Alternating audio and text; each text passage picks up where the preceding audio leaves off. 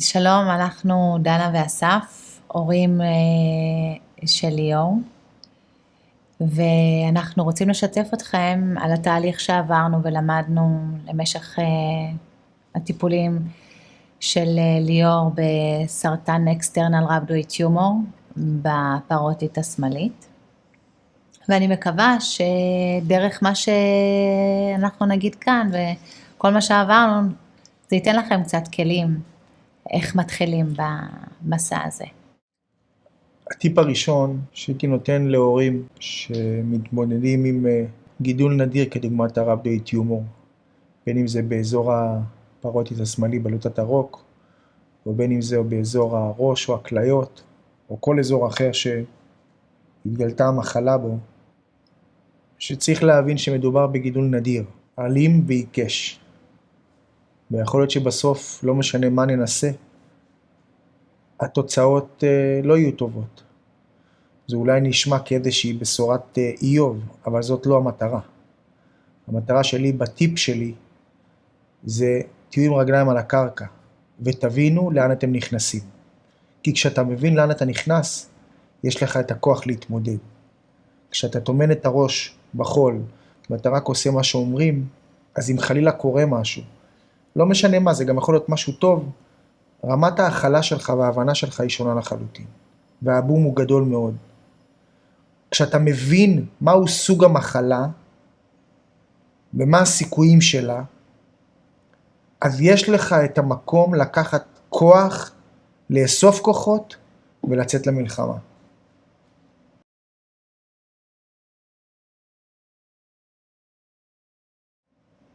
תאמינו ברופאים, תאמינו ברפואה, אבל תמיד לזכור, הרפואה מתקדמת.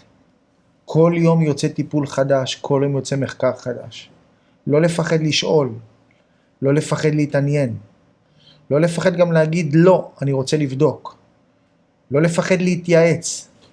תסירו מעליכם את המחסומים של בושה, של ביטחון, של כלכלה, כי לפעמים הכל עולה כסף והרבה כסף. אבל יש הרבה מאוד עמותות ואנשים טובים בדרך שמוכנים לעזור כששומעים את המקרה. ואם אתה שקוע בשכול או בכאב או בלמה או בשאלות למה קיבלנו את המחלה, הזמן הזה הוא זמן חשוב. כי בסוף בדרך צריך לקבל החלטות, לצאת לניתוח, לצאת להקרנות, איזה טיפול לתת, מתי לתת.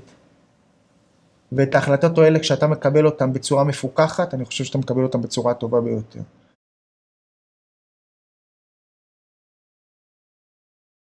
קבלת העזרה היא לא רק בפן המקצועי, היא לא רק לעשות מחקר בדרך ולהגיע למי זה המנתח הכי טוב בעולם, או מי זה הרופא הכי טוב בעולם, או מה הפרוטוקול הנכון, או מה הטיפול הניסיוני הכי נכון. אלא צריך לזכור שבתחילת הדרך אמרנו שאנחנו רוצים להציל חיים, אבל רוצים להעניק איכות חיים. האיכות חיים זה לא רק לליאור, זה גם לנו כמשפחה. כי בסוף לא משנה מה התוצאה בדרך, המשפחה הזאת צריכה להמשיך ולהתקיים. והעובדה שיש לך עוד ילדים, וגם אם לא, וגם אם זה ילד הראשון שלך, יש זוגיות. וצריך לזכור שלזוגיות, על זוגיות צריך לעבוד. והביחד זה הכוח. לטוב לרע, יכולים להתגלה הרבה מאוד מחלוקות, וקושי, וכאב, וכעס, ובכי. אבל כשאתה עובר את זה ביחד, ואתה לומד אתה גם לומד איך לעשות את זה ביחד, לא בהכרח תמיד יודעים איך.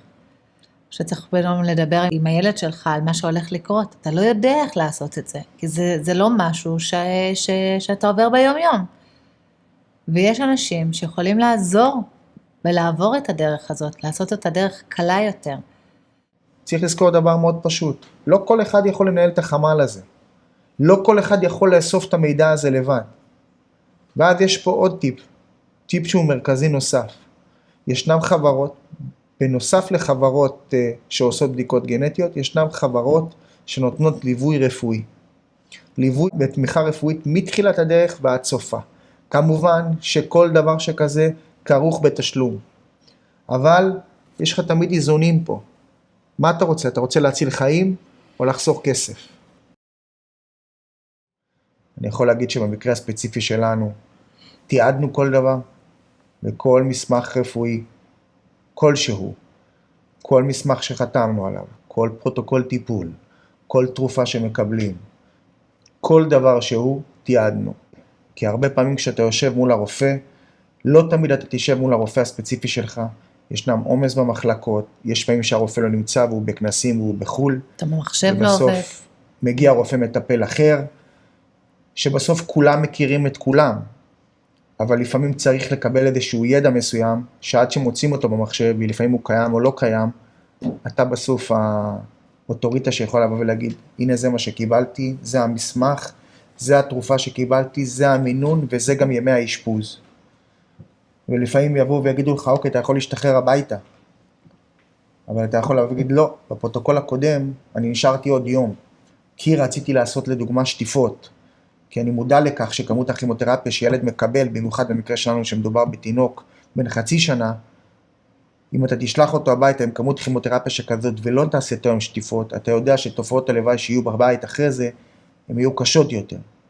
ולכן יש דברים שרק אתה בתור הורה, אם תאפס את עצמך, ותגיד לעצמך, זה הסיטואציה שאני נמצא בה, אני צריך להבין שזה או שאני אוסף את עצמי ונלחם, אבל המלחמה אתה חייב להיות מרוכז. לתעד כל דבר, לרשום כל דבר, לבקש צילום של כל פרוטוקול, לבקש צילום של כל מסמך, ולהתחיל ללמוד במה מדובר. הרופאים רוצים לעזור, ומבחינתם כל ילד שמבריא זה ההצלחה הכי גדולה שיכולה להיות. אבל צריך לזכור שבסוף גם הם בני אדם, והיכולת שלהם לעזור לכל אחד כאילו זה היה הילד שלו, היא קטנה. זאת המציאות. ואני יכול להגיד שאנחנו בתור הורים, כבר במשפט הראשון, מול הרופאה המטפלת, במקרה שלנו דוקטור שפרה אש, אמרנו דבר מאוד פשוט. אל תחסכו מאיתנו מידע, על מנת שנוכל להציל את הילד הזה.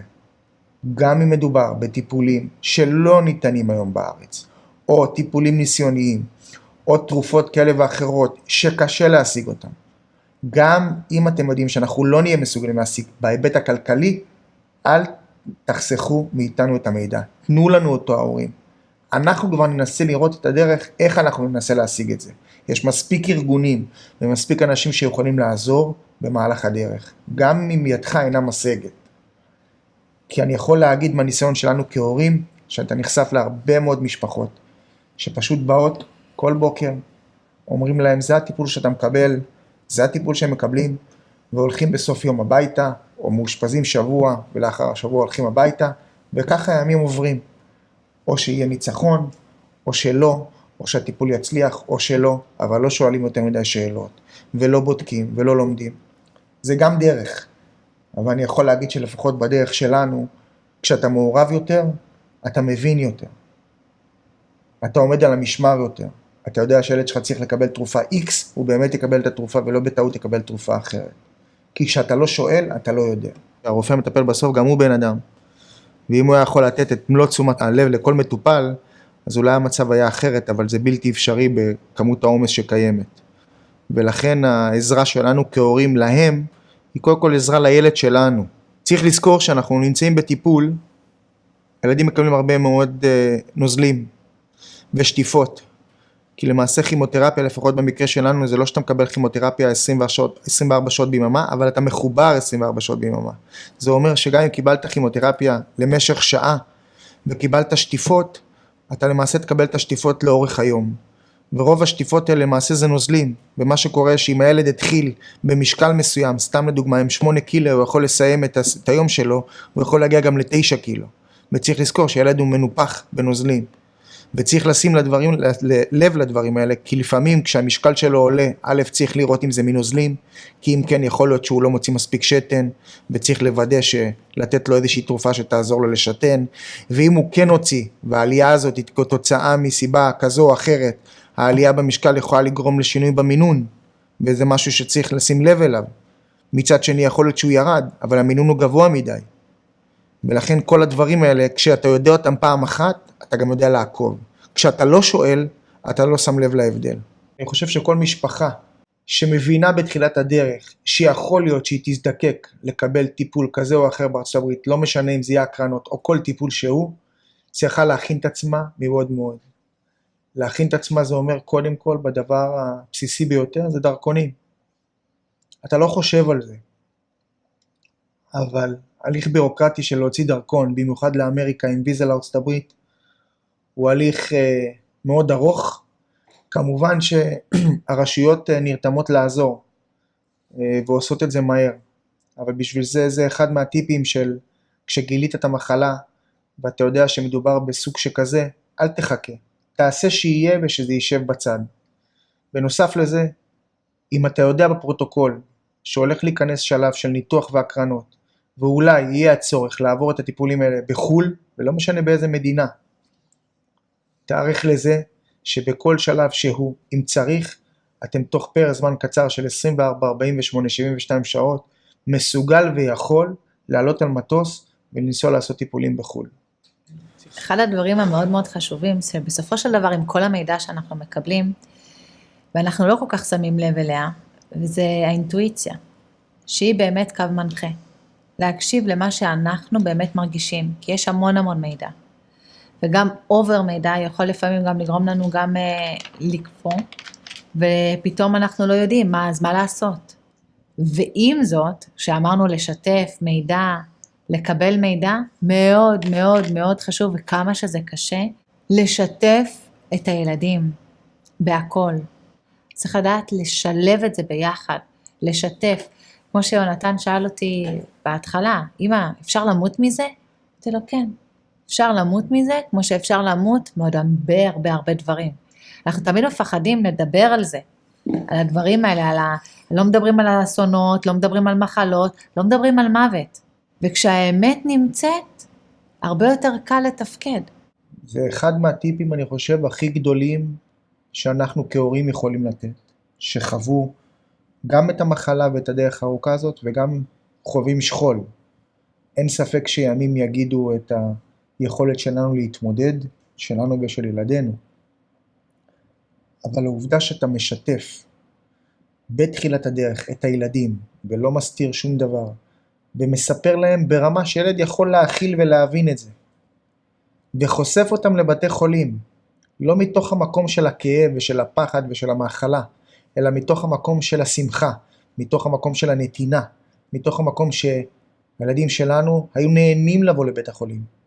הם היו מסתובבים בין המחלקות, מסתובבים בין החדרים, מחלקים אוכל, משתתפים בפעילויות, מבקרים ילדים אחרים. נתן להם למעשה להסתכל על בית חולים כמשהו טוב. בראייה לאחור בדיעבד, אם היינו עושים משהו שונה, אני לא הייתי עושה משהו שונה. גם בכל הדרך, בסופו של דבר, תוצאה היא שלא הצלחנו להציל את ליאור.